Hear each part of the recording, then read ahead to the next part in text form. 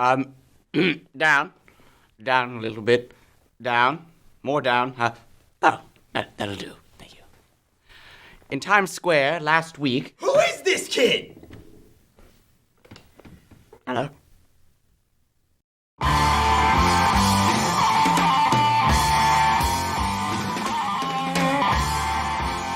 Hello, my name is Samuel Jaberga, and welcome to Guerilla Wolf News. Last week, in Times Square, a man dressed in a Cookie Monster outfit began mugging and beating up people, specifically children, while punching children and stealing their lollipops and ice creams. He would scream to his victims, "Come at me. You want a piece of me? Come and get it." Afterwards, when police tried to apprehend the criminal, he repeatedly punched them in the face as well. Mayor Bloomberg, after apprehending the criminal, then said that he would ban Cookie Monster and cookies in the city of New York. Convicted robber Roy Murphy asked the judge for the maximum sentence for his crime. After being out for a year, Murphy told the police that he doesn't have anything and doesn't know how to live on the outside. The max sentence for robbery was 7 years, but he only got 4.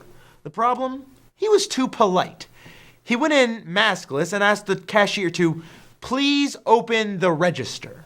He ran off later after taking nothing and asked her to please call the police. A dog that was missing for 2 years was found treading water around 2 miles offshore of Tampa Bay. The dog's name is Baby, even though it's not actually a baby. A lady named Susie Johnson found this dog in the water outside of her boat. They think she fell off of the boat in the middle of the night, and no one noticed. Johnson brought Baby back to Demon's Landing, where she lives on a boat. Tony Basile, another resident of the area, coaxed Baby out of the boat's crawl space and took her in.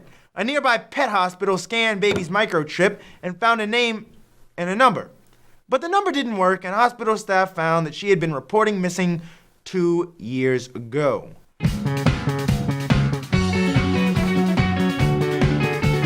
Hello and welcome to Guerilla Wolves Movie News. I'm Parker Lehman. Christmas has always been my favorite time of the year. It's a time of giving, a time of friendship, and a time when all the studios cram in their last-minute Oscar contenders. Yes, it's always been my favorite time of the movie year, and this one was especially sweet because this year we had 6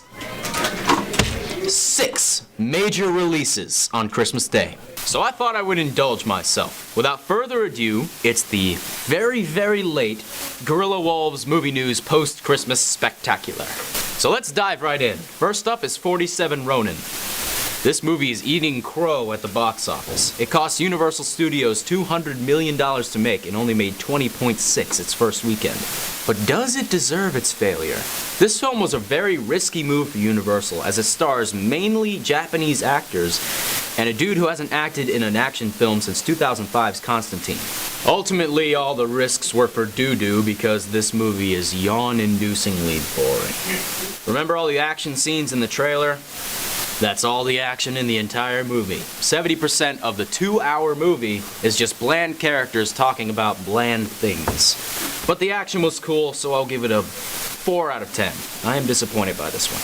Anchorman, The Legend of Ron Burgundy was one of the most quoted movies of the last decade. So naturally, Anchorman 2 had a lot to live up to. And it did not. Some people may disagree with me on this part, but the general consensus seems to be the first hour is hilarious. And the rest of the movie, no one really remembers what happened, and frankly, I don't either. There's a weird battle sequence toward the end that has buckets of celebrity cameos and a Minotaur and Steve Carell with a giant laser gun, and really, while it was funny in the first movie, it really isn't here. Overall, this movie tries, but it ends up being one of Will Ferrell and Adam McKay's worst. So I give it a 4 out of 10. A Medea Christmas sucks. 1 out of 10. Moving on. Some were worried about the Hobbit series after an unexpected journey failed to connect with die-hard Tolkien fans such as myself. But I have learned my lesson. I will never, ever, ever doubt Peter Jackson again. As I was watching The Hobbit: The Desolation of Smaug, it was difficult to keep my jaw off the ground.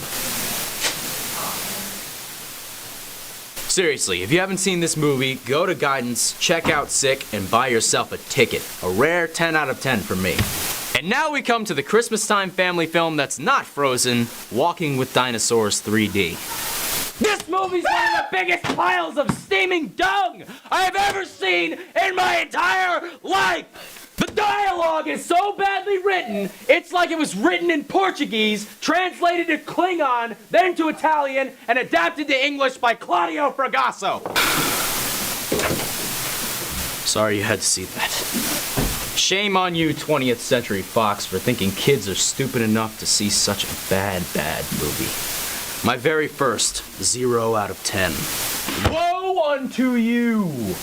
Well, I hope you all enjoyed your Christmas / Hanukkah / Kwanzaa / Festivus, because I certainly did. Until next time, I'm still Parker Lehman.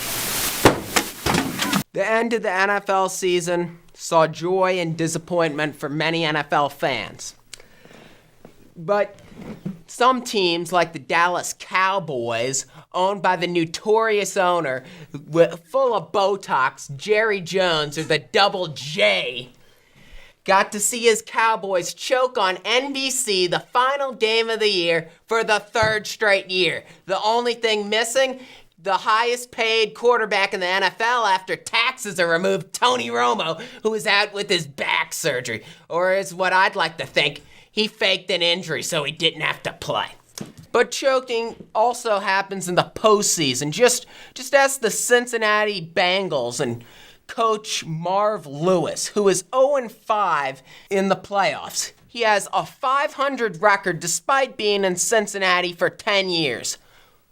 Do they really think he'll ever win a playoff game? I mean, if I was the owner and then the guy walked in and said, yeah, we'll have a bunch of mediocre seasons, we won't run a playoff game, you think I'd hire him?